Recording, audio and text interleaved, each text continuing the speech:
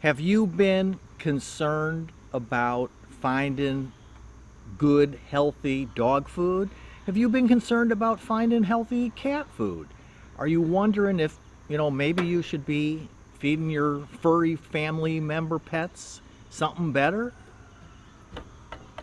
I sure have.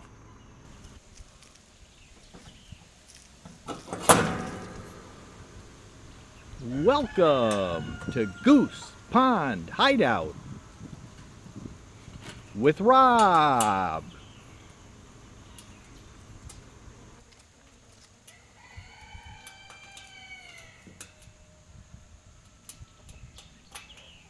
So yesterday I put together this stainless steel table. It's still got the, I guess, mylar, whatever, the plastic coating on it. I haven't taken that off yet, but I put it together yesterday. I picked this up, and maybe a month ago or so ago, I picked up this meat grinder here, and it was, I believe it was $1.99, way on sale. That's a nice thing, for me, I think about what we might need on the homestead, and then I shop around and I just pay attention. And if you're not in a hurry for something, if you can wait to get it, a lot of times, then they put things on sale and you get them for, 30-40% off, half off, whatever. So I picked up this meat grinder, and the main things that were important to me is I wanted a residential. I didn't want to buy a super expensive commercial model. I wanted to spend the least amount of money as possible, right? And I wanted something that would grind up basically like chicken bones, soft bones. I'm not going to stick any beef bones through or anything like that, but if you're sticking in, something soft like, little chicken bones and things like that. Because let me explain what happened. Maybe it was a couple years ago, we had trouble. We couldn't find our cat food. We were shopping, and one time we went to 3 different stores, and we couldn't get the dry cat food that we feed our cats. Their staple diet that they get when they get other things, but their basic diet, their dried cat food. We went to 3 different stores, and we ended up having to go, to Walmart and buy like kitten caboodle or some really, really cheap thing that we didn't want to get, but they had to have something. And then another time we had some trouble finding our dry dog food, the big bag dog food that we feed to Bonnie and that. So that really got me thinking about what could we do? And hey, we have chickens, we have guineas, and if a mama hen sits on eggs and hatches 10 or 12 babies, if we hatch them in the incubator, darn well that half of them are going to be roosters, and we can't have 30 roosters running around on the homestead. So, and we used to try to give them away to people, but that's pretty tough too. So anyway, I got to thinking, we have a meat source, and biologically healthy food, and there's lots of recipes on the internet. It's actually BARF, and I'm trying to think of what that stands for, but biologically is the B, and I'm not sure, and then F, I'm guessing, is the dog food. But anyway, so I'll look it up.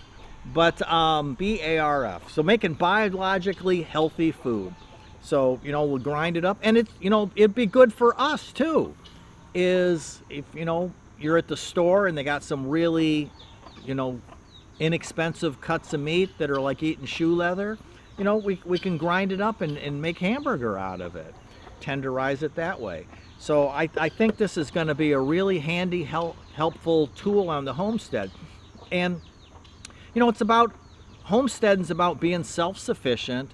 So during my day, when I'm doing my chores, You know, if we're at the store, we're cooking, we're mixing up our dog food, you know, as we're doing activities during the day, I'm always thinking in my head, you know, how can I make this more self-sufficient? What can I do so that I'm less dependent on the system? You know, if I go to the grocery store and they don't have an item that I want, it's sold out, it's, you know, supply chain issues, recalled, whatever. Boy, and that's a scary thought right there all the time, when all these things that keep getting recalled kind of makes you a little bit nervous about, you know, what you're getting.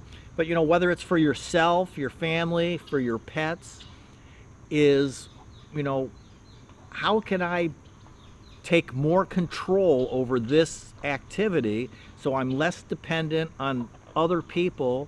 And if a truck breaks down and doesn't make it to the store, and, you know, just the other day we were in the store and they didn't have the chicken feed that we wanted, you know, and I wait till I'm just about out, you know, and then buy a big load of it. And they were out of the chicken feed. Thankfully, they had it on a pallet in the back, so we were able to get it. It just wasn't out on the floor. But I kind of panicked about that. So, you know, those are the kinds of things that you want to be thinking about all the time.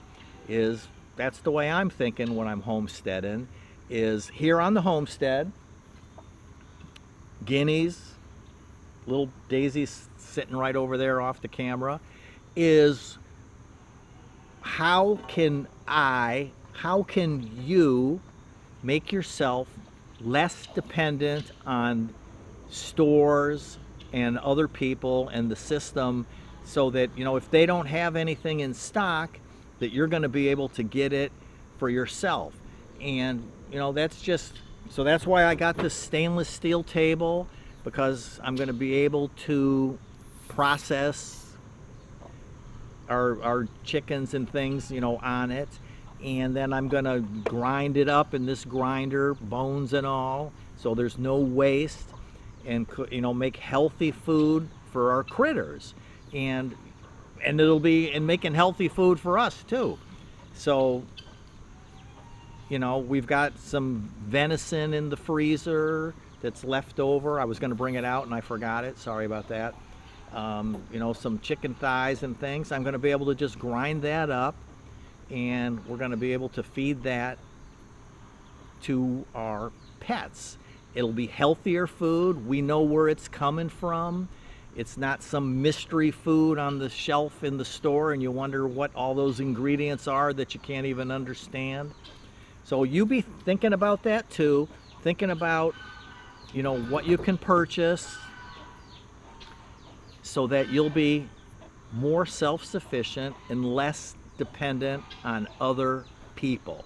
It's really important in today's goofy, crazy world.